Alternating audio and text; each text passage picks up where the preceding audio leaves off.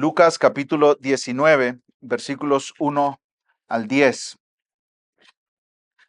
Dice así la palabra del Señor. Cuando Jesús entró en Jericó, pasaba por la ciudad, y un hombre llamado Zaqueo, que era jefe de los recaudadores de impuestos y era rico, trataba de ver quién era Jesús, pero no podía a causa de la multitud, ya que Zaqueo era de pequeña estatura. Corriendo delante, se subió a un árbol sicómoro y así lo podría ver, porque Jesús estaba a punto de pasar por allí. Cuando Jesús llegó al lugar, miró hacia arriba y le dijo: Zaqueo, date prisa y desciende, porque hoy debo quedarme en tu casa. Entonces él se apresuró a descender y lo recibió con gozo. Al ver esto, todos murmuraban: ha ido a hospedarse con un hombre pecador. Pero Zaqueo, puesto en pie, dijo a Jesús: Señor, la mitad de mis bienes daré a los pobres, y si en algo he defraudado a alguien, se lo restituiré cuadruplicado. Hoy ha venido la salvación a esta casa, le dijo Jesús, ya que él también es hijo de Abraham, porque el Hijo del Hombre ha venido a buscar y a salvar lo que se había perdido. Ser chaparrito tiene muchas ventajas. Y aquí les comentaré algunas que mencionan estudios científicos. En primer lugar, hay una mayor expectativa de vida para los chaparritos según los estudios. En Japón, Italia, Hawái, España y Estados Unidos se han observado que personas con menor estatura tienen probabilidades ligeramente mayores de alcanzar edades avanzadas. Otra ventaja es una ventaja biomecánica y eficiencia motora. Un cuerpo más compacto tiene el beneficio de tener mayor equilibrio, mayor aceleración, menor consumo de energía para actividades repetitivas. Por eso hay varios jugadores de deportes, especialmente en el fútbol, chaparritos, pero que son muy, muy buenos. Son ágiles, precisos, escalan y hacen gimnasia con mayor capacidad que los que son más altos. También científicamente se ha comprobado que hay un menor desgaste articular a largo tiempo. Tienen en general menor peso corporal y la mecánica de los huesos y las articulaciones es más corta. Así que esto se asocia con un menor estrés en las articulaciones, las rodillas, los tobillos, la columna, y es una ventaja a largo plazo. Así que, chaparritos, no todo es malas noticias, pero a veces sí la pasan mal. Hay bastantes desventajas también para los bajitos. Por ejemplo, en Soriana quizás necesitan pedir ayuda a uno de los empleados para bajar cosas del estante de arriba. Cuando vas a comprar ropa, preguntas por la sección de niños. En algunos baños públicos solo te alcanzas a ver el cabello en los espejos. Y en los conciertos o en algunos eventos solo ves espaldas y codos, nada más. Y eso le pasó a Zaqueo, a este hombre del cual acabamos de leer en Lucas 19. Él era un hombre que quería ver a Jesús porque escuchó que Jesús pasaba por su ciudad, pero tenía esta desventaja que era su estatura. Pero tenía tanto deseo de ver a Jesús y no se quedó con los brazos cruzados, sino que corrió, se subió a un árbol y desde ahí, de esas ramas, pudo ver a la multitud y tener una buena ubicación para ver a Jesús. Pero sucedió algo asombroso, impresionante. Lo más impresionante no es que este hombre quería ver a Jesús, sino que Jesús quería ver a este hombre. Y Jesús quería reunirse con él. Y Jesús quería hospedarse con él, aún siendo un hombre marginado y rechazado por otros. Este sermón se titula Jesús busca y salva a un hombre rico y corrupto. Jesús busca y salva a un hombre rico y corrupto. Y lo vamos a separar en 4 partes siguiendo la narración de Lucas. Primero vamos a considerar el hombre rico y corrupto que quería ver a Jesús. Luego vamos a, en segundo lugar, a ver el encuentro de este hombre con Jesús. Luego, en tercer lugar, la respuesta de los que vieron a este hombre con Jesús. Y por último, el resultado del encuentro de este hombre con Jesús. Entonces veamos en primer lugar, mis hermanos, el hombre rico y corrupto que quería ver a Jesús. Si han seguido la narración de Lucas, conforme las semanas van pasando y hemos ido avanzando en este evangelio, se han dado cuenta que estamos llegando ya al final de la vida de Jesús. Estamos en este punto en Lucas 19, a unos días de que Jesús sea crucificado, a unos días de que Él sea colgado en una cruz. Faltan poquitos días, menos de 2 semanas, para que eso suceda. En Lucas 19, 28, comienza la narración que la conocemos como la entrada triunfal a Jerusalén o el Domingo de Ramos. Ya la muerte de Jesús está ahí, cerca. Y Jesús ha venido recorriendo su camino hacia Jerusalén. Desde el capítulo 9 leemos que Jesús puso su rostro para ir a Jerusalén. Y en este caminar hacia Jerusalén ha tenido varias conversaciones privadas con sus discípulos, pero también momentos de enseñanza pública. Y si ustedes han prestado atención, mis hermanos, parece como que Jesús o Lucas o este tema del cristianismo la tienen con los ricos, ¿no? Como que la traen con los ricos. Es difícil, dijo Jesús, que un rico sea salvo. Más fácil pasar un camello, el animal más grande de ese tiempo, por el ojo de una aguja, el orificio más pequeño, que un rico entre el reino de Dios. El animal, el camello, el animal más grande que se conocía en esos lugares en ese tiempo. Y hay ricos que se han ido tristes porque tenían muchas riquezas. Hay ricos que han sido reprendidos por Jesús por querer una herencia. Y parece como que Jesús tiene como problemas con los ricos, ¿cierto? Pero este pasaje nos enseña la verdadera perspectiva de Jesús hacia los ricos. Aquí en el versículo 1 de Lucas 19, leemos: cuando Jesús entró a Jericó, pasaba por la ciudad. Jericó estaba a unos 30 kilómetros de Jerusalén.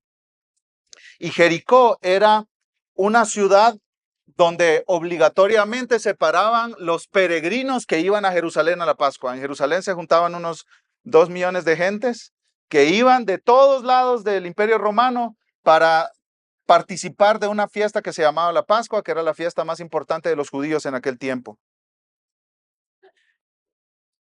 Y Jericó era como un oasis en medio del desierto, literalmente un oasis en medio del desierto. José fue un historiador judío del tiempo de Jesús. Describe Jericó como la parte más rica y hermosa de Israel, un pequeño paraíso, dice él, un pequeño paraíso. Ahí en medio del desierto, un pequeño paraíso. Ahí crecían palmeras y árboles de varios tipos. Era una ruta importante hacia ciudades más grandes, así que era un centro comercial y también un centro militar. Había jardines de rosas, plantaciones de árboles con muy ricos aromas. Y el nombre Jericó significa la perfumada. O sea que cuando tú entrabas a Jericó, olías, qué delicioso huele aquí.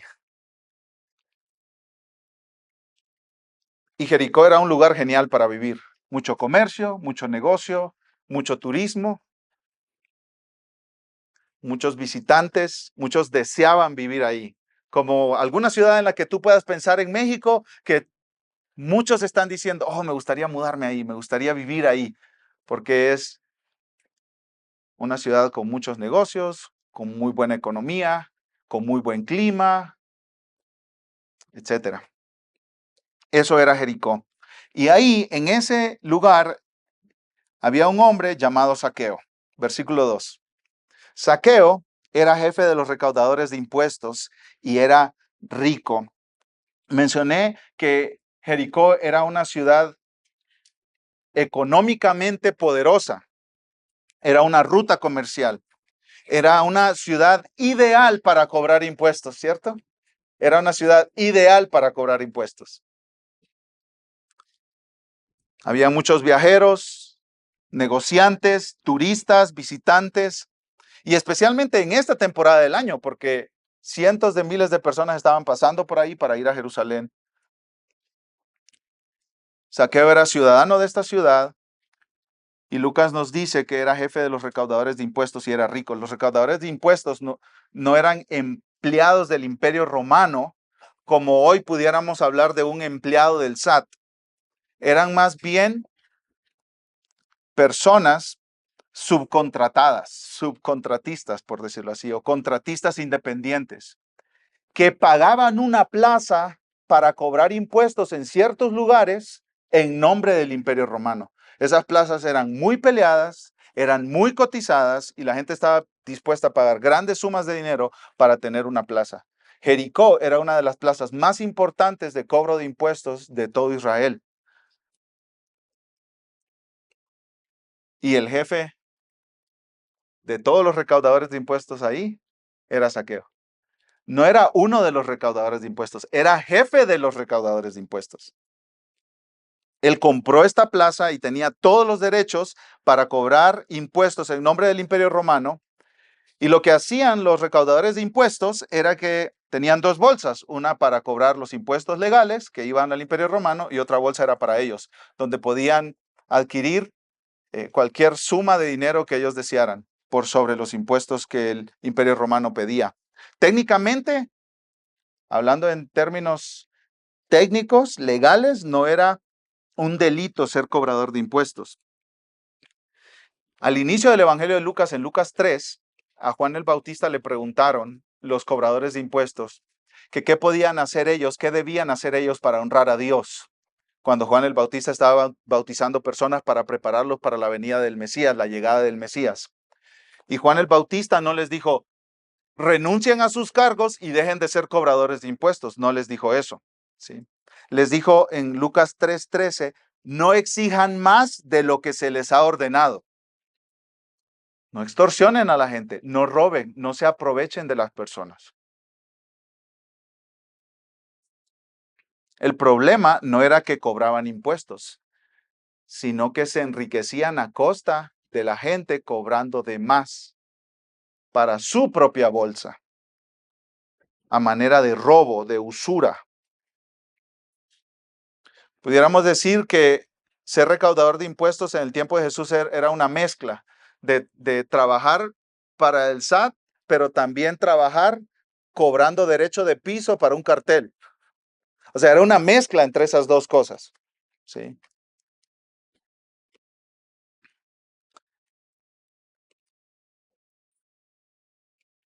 Zaqueo no era un cobrador de impuestos de bajo rango, era el jefe. Varios comentaristas lo ponen así, escucha. Dicen que Zaqueo era el capo del cartel fiscal en Jericó. El capo del cartel fiscal en Jericó. Eso era Zaqueo. Era uno de los pecadores más conocidos y famosos de Jericó, pero no era famoso por algo bueno, era famoso por robar, extorsionar, explotar, por ser un usurero, cobrar de más. Y luego, a los que no podían pagar impuestos, les decía, yo te presto dinero con 20, 30, 40, 50, 60%, 100% de intereses. Así que yo le pago por ti el impuesto a Roma, pero luego tú me debes a mí. Y me vas a pagar el doble, el triple, el cuádruple de lo que yo te presté. Y así se enriquecían ellos. Y muchos cobradores de impuestos contrataban guaruras, matones, para intimidar a la gente y hacer que les pagaran impuestos, si no por las buenas, por las malas. Si no estaban de acuerdo, pues los iban a obligar a estar de acuerdo. Y quizás Zaqueo, que era chaparrito, tenía sus guarurotas que amenazaban, intimidaban e incluso llegaban a golpear personas para que pagaran impuestos. Zaqueo era el líder, el jefe de la franquicia aduanera. Zaqueo tenía su huachicol. Él tenía su punto de cobro para enriquecerse a él mismo, para engordar sus cuentas. Él era el jefe de la pirámide de la corrupción ahí en Jericó. Ahora, una pregunta que nos podemos hacer. En el tiempo de Jesús, los nombres eran importantes. No era, ¿por qué te llamas Daniel? Porque a mis papás les gustó ese nombre. No, no funcionaba así. Los padres ponían nombres con significados a sus hijos, con significados muy importantes que los padres querían que describieran el carácter de la persona. ¿Y qué significa el nombre Zaqueo? El nombre Zaqueo significa limpio, inocente, puro y justo. Se lo voy a repetir otra vez para que no crea que escuchó mal. Los nombres eran muy importantes en el tiempo de Jesús. No ponían nombres solo porque sí, o porque así se llamaba el abuelito. Ponían nombres porque tenían un significado importante. A Jesús le pusieron Jesús porque Jesús significa Salvador. No porque sí, no porque suena bonito, no porque es el nombre de algún bisabuelo, no, es porque significa algo para la persona. Define su identidad. Y los padres de Zaqueo eran personas piadosas que amaban a Dios y le pusieron un nombre que significa limpio, inocente, puro y justo. ¿Se imaginan de chiquito Zaqueo? Sus padres anhelaban que él creciera para ser un hombre que obedecía los mandamientos de Dios, un hombre puro delante de Dios, un hombre inocente delante de Dios, un hombre justo. Zaqueíto, Saki, mi niño. ¿Cómo oramos por ti para que tú seas puro? ¿Cómo oramos por ti para que tú seas limpio? ¿Cómo oramos por ti para que tú seas justo? ¡Qué pureza de niño!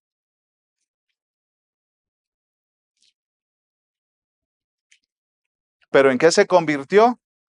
En un ladrón, sinvergüenza, corrupto, extorsionador, un hombre dado al soborno y al enriquecimiento personal a costa de otros. Hermanos, escuchen esto, para no romantizar a Zaqueo, era un hombre que si tú lo tuvieras de vecino, lo odiarías y te cuidaras de él.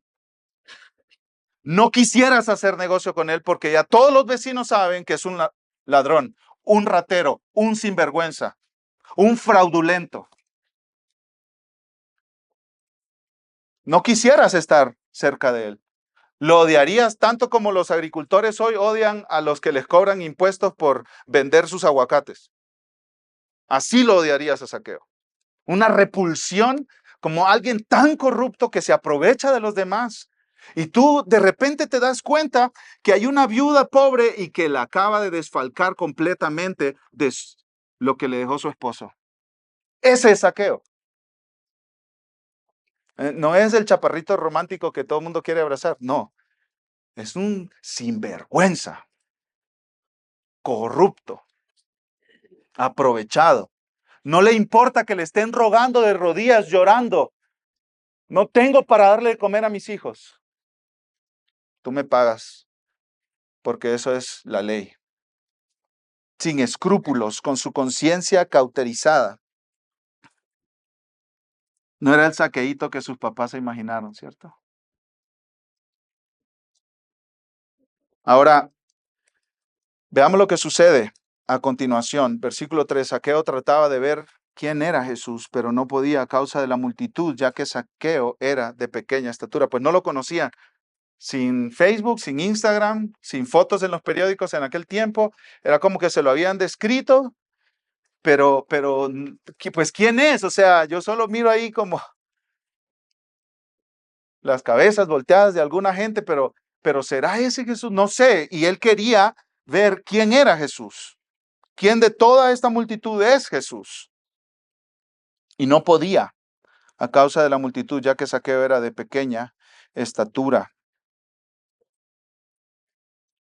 Pero no se quedó con los brazos cruzados. Versículo 4, corriendo delante, se subió a un árbol sicómoro y así lo podría ver, porque Jesús estaba a punto de pasar por allí. Este hombre hizo dos cosas vergonzosas para los hombres de dignidad en el tiempo de Jesús. Los hombres de dignidad, en primer lugar, no corrían. Y aquí dice que este hombre corrió. En segundo lugar, los hombres de dignidad nunca se subían a un árbol. Y este hombre sí lo hizo. El árbol era un sicómoro, que era un árbol con muchas ramas, muy frondoso, daba buena sombra. Y ahí, en las ramas, se sentó porque quería ver a Jesús. Ahora, ¿qué hizo que este hombre hiciera todo lo posible, hasta cosas vergonzosas, para ver a Jesús? Quizá por curiosidad. Jesús era muy famoso, seguro que Zaqueo ya había escuchado de Jesús. Imposible que no hubiera escuchado de Jesús. Todo el mundo en Israel estaba hablando de él, incluso los líderes políticos. Quizá por curiosidad, o quizá porque estaba investigando todo lo que tenía que ver con Jesús como algo de conocimiento intelectual. O tal vez, y creo que esto tiene más sentido, esta es una suposición porque Lucas no nos dice por qué Zaqueo hizo tanto esfuerzo para ver a Jesús. Esto es una suposición, pero me parece que da en el blanco, me parece que es correcto. La fama de Jesús había corrido por todos lados y él era conocido como el amigo de pecadores. Despectivamente le decían, él es amigo de pecadores. Pero no solo eso, sino que también él era amigo específicamente de recaudadores de impuestos. Ya había corrido la fama de que Jesús había estado con recaudadores de impuestos en su casa.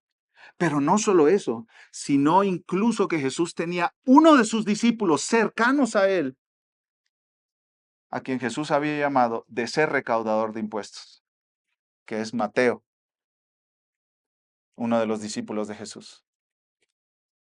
Y yo me imagino, aunque Lucas no nos dice, que Zaqueo decía, yo tengo que verlo. Es que es tan raro que un rabino, que un maestro de la palabra de Dios, se junte con recaudadores de impuestos. Es tan raro, yo tengo que ver a este hombre.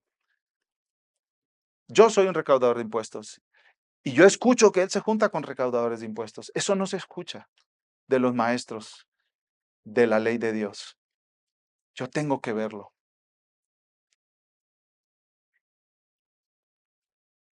Ya vimos entonces en primer lugar el hombre rico y corrupto que quería ver a Jesús. Veamos en segundo lugar el encuentro del hombre con Jesús. El encuentro del hombre con Jesús. Versículo 5. Cuando Jesús llegó al lugar, miró hacia arriba y le dijo, Zaqueo, date prisa y desciende, porque hoy debo quedarme en tu casa. Esto es lo asombroso de esta escena. Zaqueo quería ver a Jesús, pero más importante, Jesús quería ver a Zaqueo. Jesús conocía a Zaqueo, lo conocía por nombre.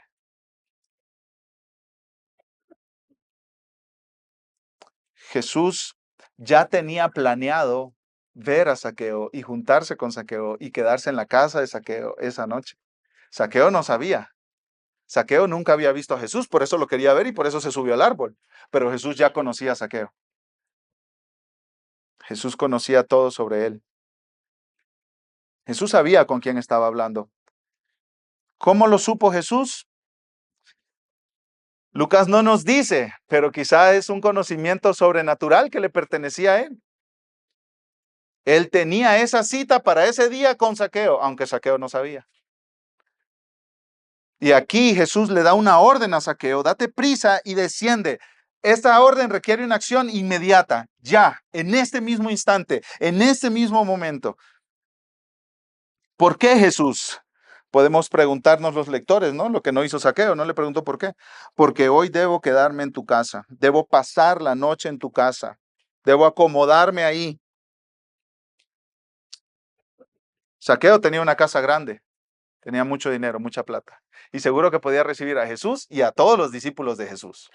Tenía lo que llamaríamos hoy, mansión, una linda casa, en un lugar muy bonito, ahí en Jericó. Y Jesús se está autoinvitando a cenar y a hospedarse en la casa de Zaqueo. Se está autoinvitando.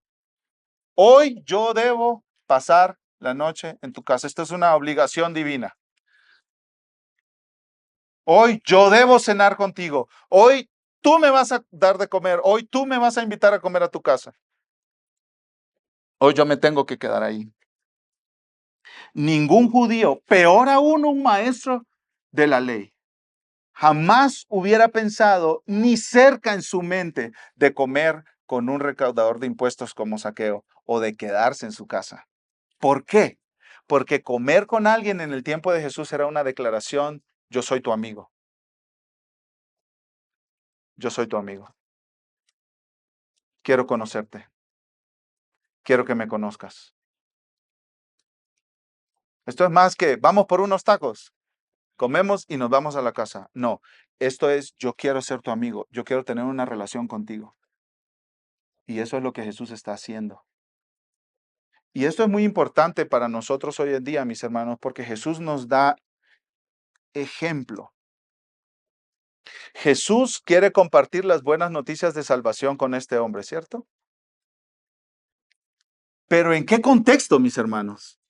En el contexto de una relación, en el contexto de una amistad, en el contexto de una cena donde Jesús está diciendo: yo quiero que seas mi amigo. Y esto tiene aplicaciones para nuestro evangelismo, mis hermanos. A veces nosotros pensamos que el evangelismo es descargarle una lista de factos a una persona. Toma, arrepiéntete si no te vas al infierno. Ya me voy. Adiós. Ahí tú verás. Hermanos, Jesús nos demuestra que eso no es evangelismo. Mira lo que hace Jesús aquí. Antes incluso de compartir el evangelio con Zaqueo, le dice: yo quiero conocerte, quiero que me conozcas, quiero ser tu amigo, quiero comer contigo, quiero pasar tiempo contigo, quiero hablar contigo. Es mucho más que te voy a descargar información a tu cerebro. Es una conexión con Él. Muchas veces nosotros vamos a tener oportunidades de compartir el evangelio a la gente en 2 minutos, mis hermanos, o en 15 minutos en un Uber. Y eso está bien, es totalmente válido, pero lo hacemos con interés en la persona. Pero muchas más veces con nuestros vecinos, nuestros amigos en el trabajo, nuestros familiares no cristianos, debemos hacer como Jesús hizo: conectar con ellos, conectar en amistad, conectar en relación, interesarnos en su vida. No solo descargar una cantidad de datos en su mente y ahí tú verás, sino amarlos verdaderamente como para interesarnos con ellos, involucrarnos con ellos, conectar con ellos, que fue exactamente lo que hizo Jesús. Jesús se estaba identificando con un enemigo público aquí, mis hermanos. Quizá el enemigo público número uno en Jericó.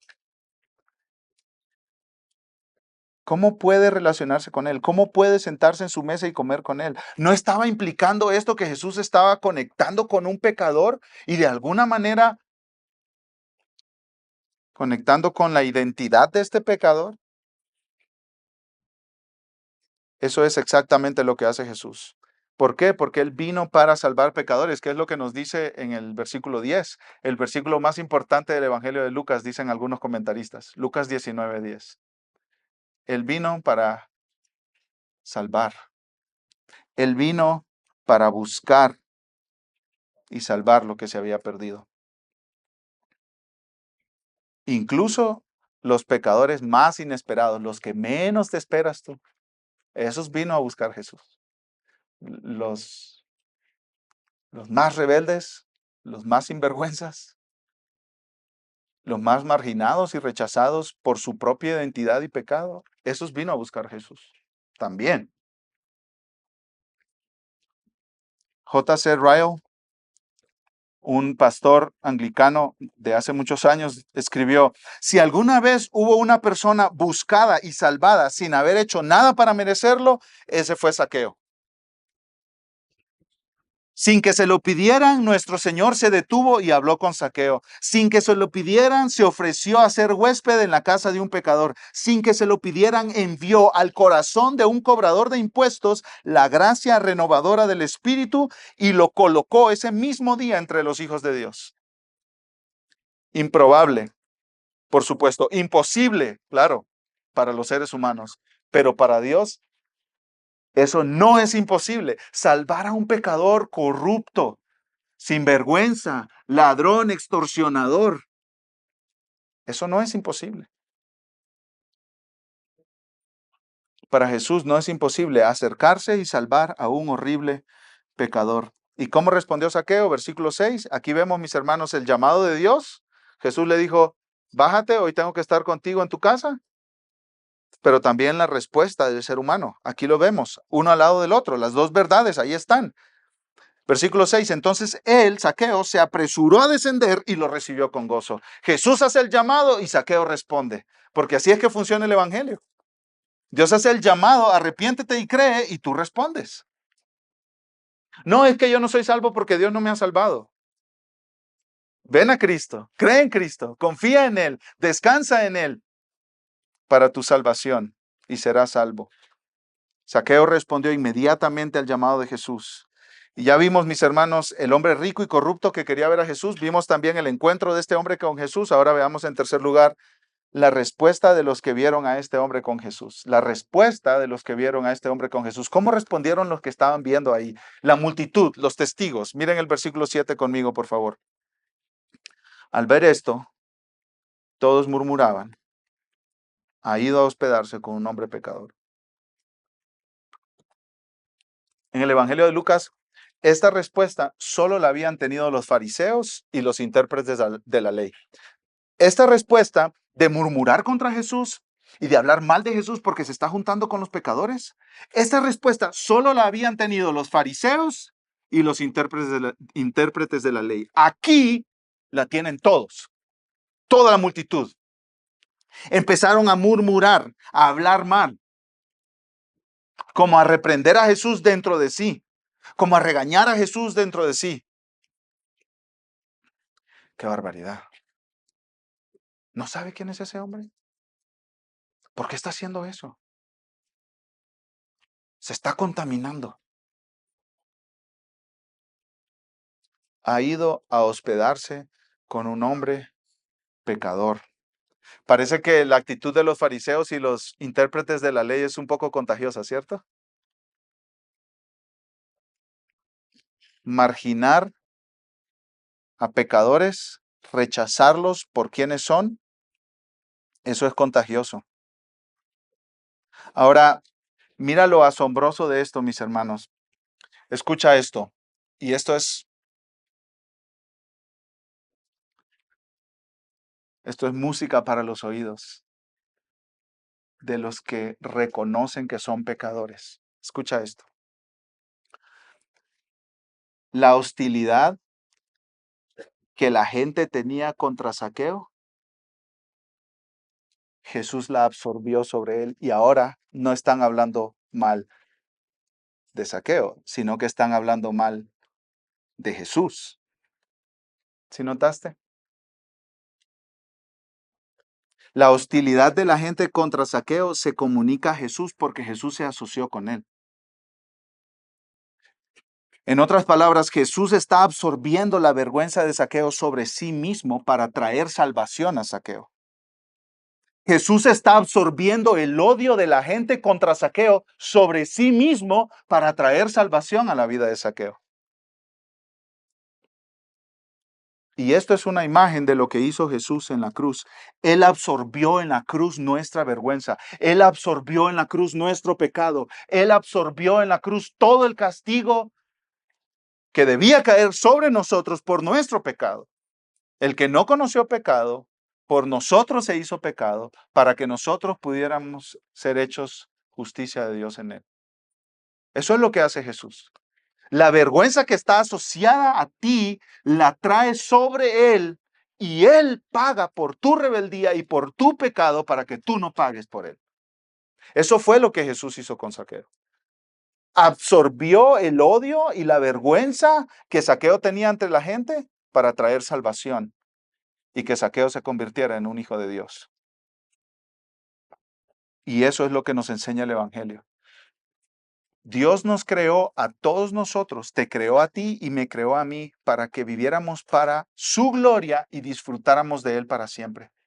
Pero nosotros, en lugar de vivir para su gloria, nos rebelamos contra Él. Decidimos romper sus leyes, ignorarlo, darle la espalda. Nos rebelamos contra Él, quebramos sus mandamientos, ignoramos su ley. Pero Dios, en su gran amor, nos vio en nuestro pecado, en nuestra rebeldía, en nuestra inmundicia, en nuestra vergüenza, y envió a Cristo Jesús, su Hijo, para que Cristo Jesús en la cruz pagara el precio por nuestros pecados. Y hoy Dios te llama y te manda a que te arrepientas de tu pecado y creas en Jesús como tu Salvador y tu única esperanza. Como el que absorbió sobre él tu vergüenza, como el que absorbió sobre él el castigo, el infierno que te tocaba sufrir a ti. Y dice Dios en su palabra que todo el que se arrepiente de su pecado y cree en Jesús no será condenado, sino que será perdonado y será hecho hijo de Dios. ¿Y sabe lo maravilloso? Es que no importa qué tan avergonzado tú estés por tu pecado, Cristo Jesús no se avergüenza de ti. Mira lo que dice Hebreos 2, 10 y 11. Yo quiero que me acompañen ahí. Hebreos 2, 10 y 11.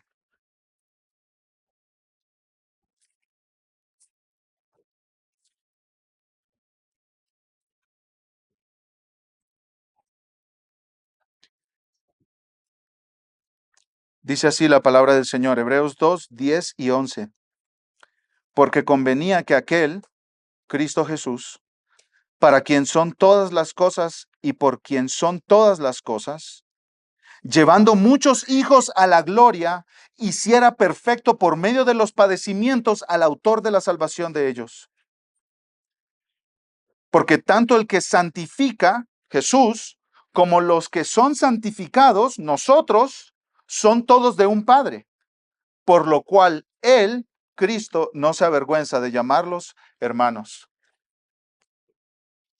Cristo no se avergüenza de decir que tú eres su hermano y que tú tienes el mismo Padre que Él tiene. Cristo no se avergüenza de sus redimidos.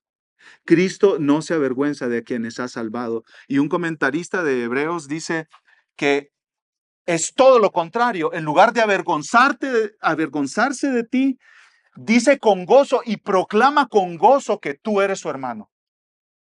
No se avergüenza de llamarte hermano. No se avergüenza de asociarse contigo.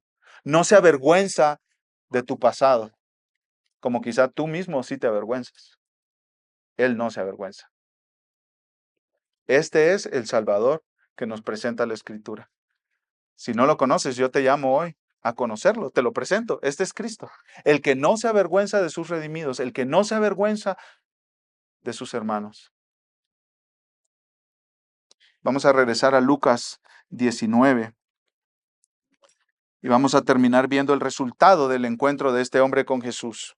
Este hombre rico y corrupto quería ver a Jesús, se encontró con él, las multitudes respondieron con hostilidad, no solo a Zaqueo, sino que ahora a Jesús. Pero hubo un resultado maravilloso, el resultado del encuentro de este hombre con Jesús, versículo 8. Pero Zaqueo, puesto en pie, dijo a Jesús. Al parecer aquí ya están en la casa de Zaqueo, porque Jesús más adelante dice, hoy ha venido la salvación a esta casa. Ya platicaron, ya conversaron, ya pasaron un buen rato hablando. ¿Qué le dijo Jesús? No sabemos. Algún día llegaremos a gloria y le preguntaremos a Zaqueo, cuéntanos cómo fue esa conversación ese día ahí en tu casa. ¿Te bajaste del árbol y qué? Lucas nos dejó en suspenso ahí.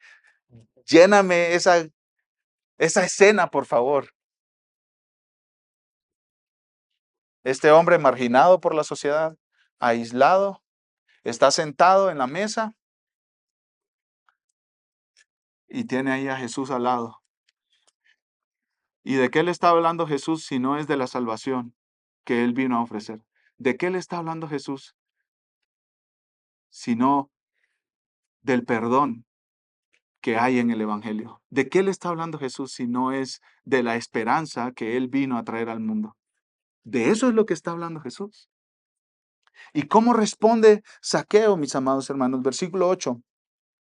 Pero Zaqueo, puesto en pie, dijo a Jesús: Señor, la mitad de mis bienes daré a los pobres, y si en algo he defraudado a alguien, se lo restituiré cuadruplicado. Era un hombre muy adinerado, millonario diríamos hoy, y dijo: la mitad de todo va para los pobres.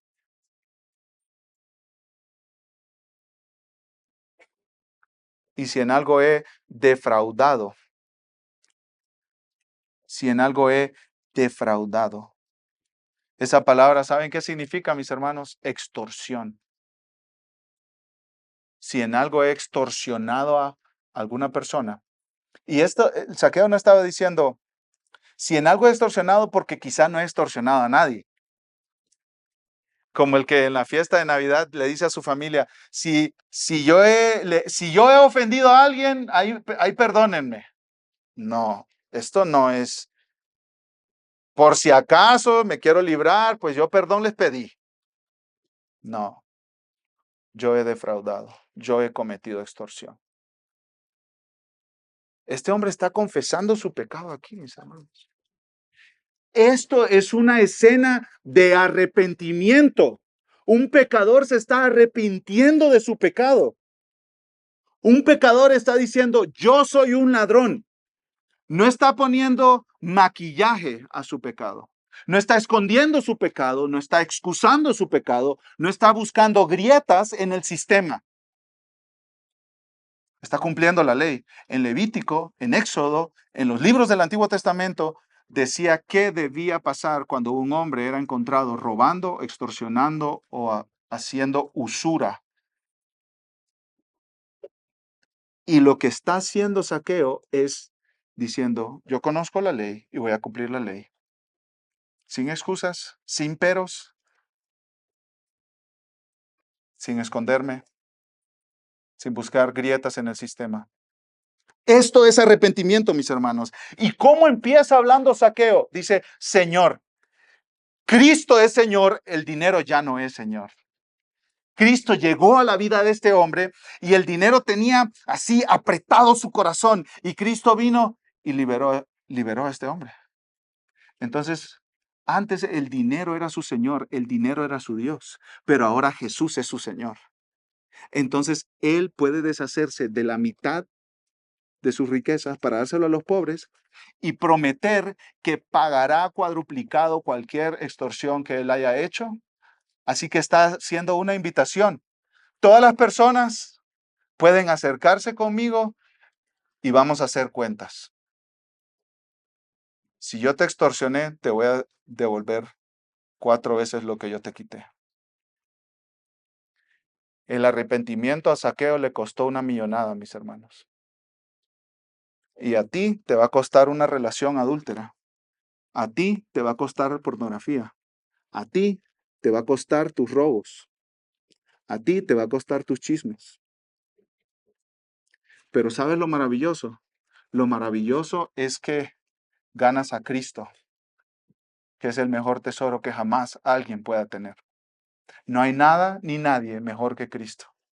Cristo es mejor que el pecado. Cristo, entendió Zaqueo, es mejor que el dinero.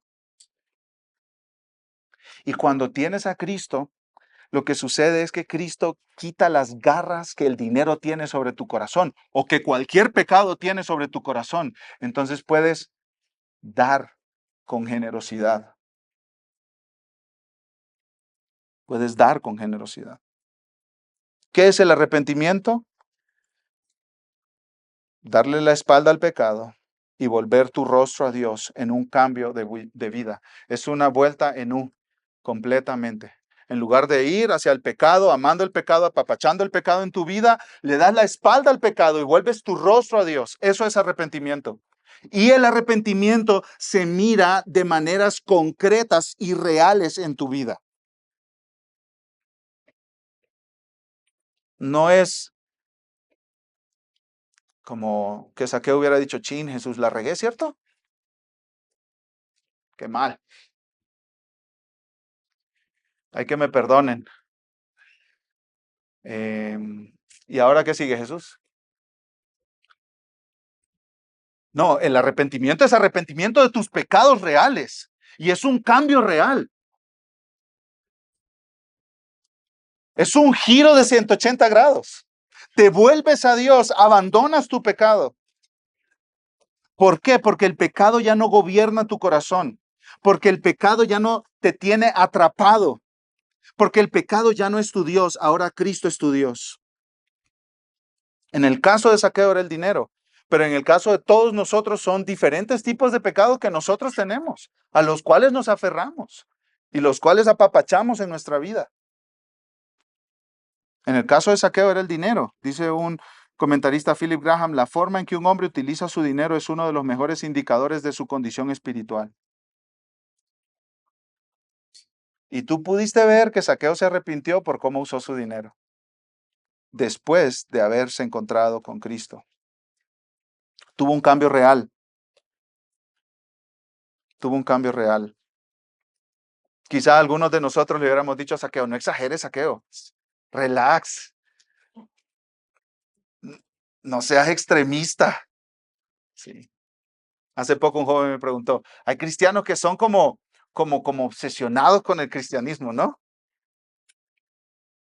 A mí no me gusta eso como extremista, de ser como obsesionado, porque le estaban llamando al arrepentimiento de una relación sexual con una muchacha que es su novia, que no es su esposa.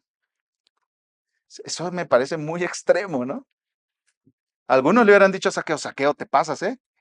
Demasiado extremo, ¿no? No, unos ahorritos, aunque sea, no sé, no prometas la mitad, di 25%. No digas cuadruplicado, solo regrésale, pues, lo que es apropiado, ¿no? Hermanos, cuando estás arrepentido de tu pecado, abandonas tu pecado. Punto. Lo abandonas, lo dejas, le das de espalda, luchas, peleas, haces morir ese pecado en tu corazón, haces morir ese pecado en tu vida. No quieres estar con él, no quieres tenerlo cerca, no quieres apapacharlo y pides ayuda a ella. Ayúdame, estoy batallando con este pecado. Quiero honrar a Dios en esta área de mi vida.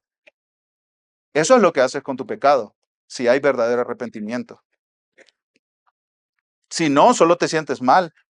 Remordimiento quizás, pero no arrepentimiento. ¿Cuáles son, como aplicación, los pecados predominantes en tu vida? ¿Qué cambios quiere hacer Dios en ti? El verdadero arrepentimiento es apartarte del pecado y volverte a Dios. ¿En qué áreas de tu vida Dios quiere que abandones el pecado? Quizás es la pereza, quizás es el descuido a tu familia, quizás es en el uso de tu tiempo, en el uso de tu dinero, como Zaqueo tal vez. Quizás es en tu vida sexual, pecado sexual. Quizás es en tu vida de lo que hablas con tu boca, murmuraciones, quejas, chismes, hablar mal de otros. Quizás es con el alcohol. Quizás es con el enojo pecaminoso, la amargura, las raíces de amargura en tu corazón, odio que tienes contra otras personas. Esos son los pecados que Dios quiere tratar en nuestras vidas, realmente, profundamente, desde adentro hacia afuera. A Zaqueo, el arrepentimiento le costó una fortuna, pero podemos ver en sus palabras que no le dolió, ¿cierto? No ves ahí como, bueno, Señor, si tú dices ni modo, la mitad y cuadruplicado los que les robé. No, él está feliz porque se encontró con el tesoro más grande que es Cristo. Versículo 9, mira la declaración de Jesús. Hoy ha venido la salvación a esta casa, le dijo Jesús, ya que él también es hijo de Abraham. No llegó la salvación porque él dio la mitad de dinero a los pobres. No, él dio la mitad de dinero a los pobres porque ya era salvo y su corazón había sido transformado. Esto no es salvación por donación. Esto es salvación por transformación. La transformación que hace Dios en el corazón de un pecador. Y Jesús dice la frase, también es hijo de Abraham. Hay hijos de Abraham que lo son por descendencia genealógica, de sangre, tienen la misma sangre que Abraham, este personaje del Antiguo Testamento, a quien Dios llamó para comenzar el pueblo de Israel. Pero hay otros hijos de Abraham que lo son porque tienen la misma fe de Abraham. En Génesis se nos dice que Abraham creyó a Dios y le fue contado por justicia. Dios lo salvó no por obras, sino por fe, porque creyó en las promesas de Dios. Y todos los que se arrepienten de su pecado y creen en Cristo son hijos de Abraham porque tienen la misma fe de Abraham, incluyendo este hombre, Zaqueo, recaudador de impuestos, en este momento. Versículo 10, el versículo más importante de todo Lucas. El versículo, podemos decir, central que nos habla de por qué vino Jesús, para qué vino Jesús. Especialmente en estas temporadas de Navidades que recordamos mucho la venida de Cristo. ¿Qué vino a hacer Jesús? ¿Por qué nació en ese pesebre hace 2000 años?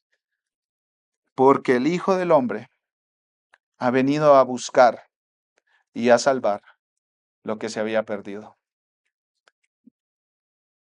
El pastor John MacArthur explica que esa palabra perdido significa, escucha esto, estar arruinado y destruido. Zaqueo estaba arruinado y destruido. Y Jesucristo vino a buscar y a salvar lo que estaba arruinado y perdido. Y eso es lo que sigue haciendo Jesús al día de hoy. Buscar y salvar lo que está perdido, arruinado, destruido.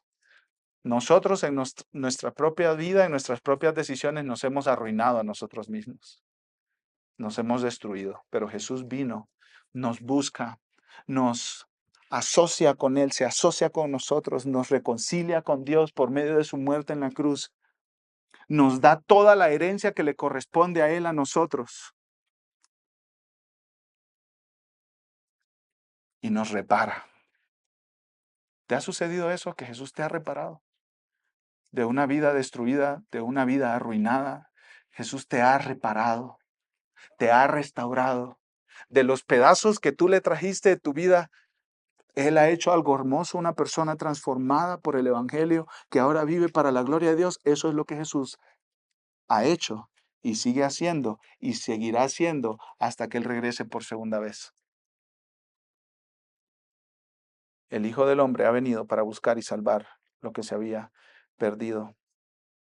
Si tú entiendes que has arruinado tu vida con tu pecado, ven a Cristo, porque Él vino por ti. Él vino por ti. ¿Recuerdan hace unos versículos en Lucas? Y eso lo mirábamos hace un par de semanas. Jesús dijo,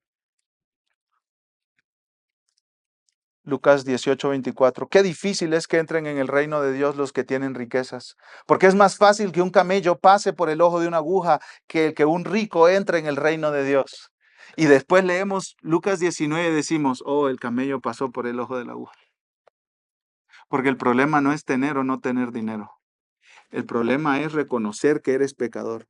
Y si lo reconoces y lo identificas, venir a Cristo en quien tienes salvación. Pobre o rico, Él te recibe. Hoy, como Jesús le dijo a Zaqueo, desciende porque tengo que estar en tu casa hoy. Hoy es el día de tu salvación. Hoy ven a Cristo. Hoy arrepiéntete de tus pecados. Hoy cree en Jesús. No mañana, no en 10 años, no cuando seas ancianito. Hoy, arrepiéntete de tus pecados y ven a Jesús hoy. Porque Jesús vino a restaurar la vida de pecadores arruinados, como tú y como yo. Vamos a orar. Amado Señor, gracias por esta historia de Zaqueo, que era un hombre a quien la gente de su tiempo rechazaba, marginaba, alejaba de sus vidas, pero Jesús vino y se asoció con él, le habló las buenas noticias de salvación y lo salvó. Gracias porque tú sigues haciendo eso hoy. Gracias, Señor, porque el perdón y la restauración de Cristo son tan reales como el pan y el vino que vamos a comer y a tomar ahora mismo. Así de real es el perdón de Cristo. Lo acabamos de escuchar y ahora vamos a verlo a través de la Santa Cena. Vamos a tocarlo, vamos a tomarlo.